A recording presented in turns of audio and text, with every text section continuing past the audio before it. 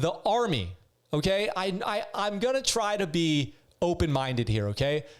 And my criticism of this is probably not what you're going to think it is. The Army has come under fire because they've had to disable the comments on their new video on YouTube because the comments are getting so disturbing over their new recruiting commercial, The Calling.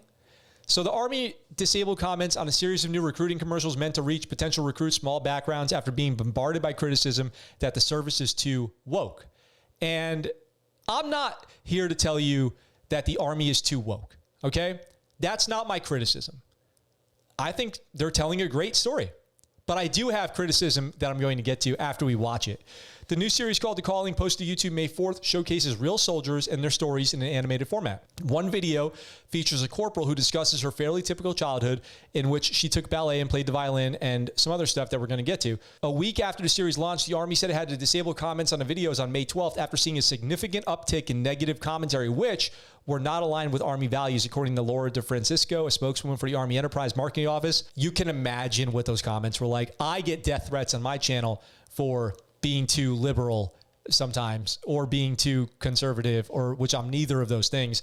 Out of respect for our soldiers and their families, we have disabled the comments. It's unclear what the comments specifically said, but the series has been used by conservative news sites and others. I actually think that I saw this on Fox News as an example of the military being too woke. Like I said, I'm not going to tell you that I think that the problem is wokeness with this video. I have a totally different problem with it, and I'm going to talk to you about what it is. My feelings are not hurt about this video. My belief in the strength of the military is not affected. I have no problem with that. The article here from Task and Purpose goes on to talk a lot about the video, and they have their opinions. But let's do this. Let's watch the video, and I'm going to tell you what I think about it, and we'll be reasonable and objective. All right, let's do that. You guys know how I like to be with this kind of thing, so let's watch the video.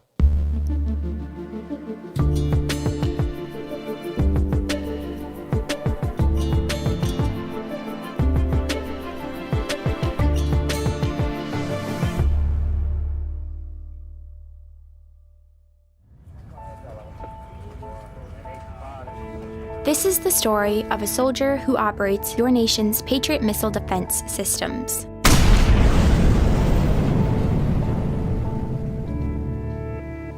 It begins in California, with a little girl raised by two moms.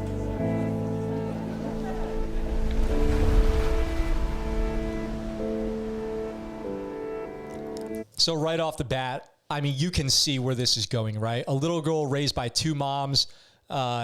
You can imagine what this is like triggering in the wokeness aspect, because her parents are gay, and people are having a problem with this portrayal of, you know, this person in the Army and her values and stuff. I don't personally have any issue with it. This is based on a real person. So I think that their story is as important as anybody else's, okay? I'm going to get to what I think is wrong with this video here in a little bit. Let's just keep watching for now. Although I had a fairly typical childhood, took ballet, played violin, I also marched for equality. I like to think I've been defending freedom from an early age. When I was 6 years old, one of my moms had an accident that left her paralyzed. Doctors said she might never walk again. But she tapped into my family's pride to get back on her feet, eventually standing at the altar to marry my other mom. Like, that's nice. That's a nice story. I don't have any issue with that. That's heartwarming stuff. What's the problem so far? It's about to turn, though. It's about to take a turn. With such powerful role models, I finished high school at the top of my class, and then attended UC Davis, where I joined a sorority full of other strong women. But as graduation approached, I began feeling like I'd been handed so much in life, a sorority girl stereotype. Sure, I'd spent my life around inspiring women, but what had I really achieved on my own? One of my sorority sisters was studying abroad in Italy. Another was climbing Mount Everest. I needed my own adventures, my own challenge. And after meeting with an Army recruiter, I found it. A way to prove my inner strength and maybe shatter some stereotypes along the way. So here's where this video kind of takes a turn for me, which is, correct me if you think that I'm wrong here, okay? Just leave it in the comments. Are they saying that there's like some kind of guilt factor here was why she should join the Army? Like she's made to feel guilty for having not accomplished more when she seems to be doing great? Like everything that they've showed so far, she seems to be doing great. She's on the right track. What is the problem? Why should she feel bad about anything? She's doing so good. Is she supposed to like feel negative about her life up to this point because it's been good? Like, I don't understand the logic there. And then the Army is going to target her, this person, this idea of who she is, and say, the Army's a great place to, cut your teeth. You should enlist. I know you just went to college and got a degree, but have you ever considered giving all that up and enlisting in the Army? Don't worry about going officer. We got a great job for you right here. You can be a PFC. You can be a PV2. And is the Army really going to stand there in front of us and put this commercial out as if the Army is the best place to be if you're a woman or gay or anything? Have we not covered enough stories on the ScuttleButt Show to know that the Army maybe needs to look in the mirror and maybe make a change like Michael Jackson said and get their own stuff sorted before they go, hey, this is the right place for you. We've got the environment that you're going to thrive in. Walk away from college. Come join the Army. This is where this starts to get a little off track for me. These are my problems with it, and I have a couple other problems with it too that we're going to talk about here in a little bit. I'm U.S. Army Corporal Emma Malone Lord, and I answered my calling.